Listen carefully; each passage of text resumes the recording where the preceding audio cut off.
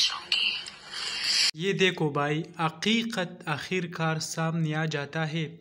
और आपने जो वीडियो देखा तो उस वीडियो में मनाहिल मलिक ने ये कहा कि SK आई लव यू, इस तरह के कुछ अल्फाज उन्होंने इस्तेमाल किया। इससे वाज़िह ये हो रहा है कि वीडियो लीक हो रहा है, तो इसमें किसी और का हाथ नहीं, सिर्फ़ और सिर्फ उसने ख़ुद वायरल किया। वायरल सिर्फ इसलिए किया कि मैं फेमस होना चाहता हूँ, लेकिन ऑलरेडी अगर फेमस है तो अगर इस तरह की हरकत करने से आप और फेमस हो रहा है तो बस करो ना।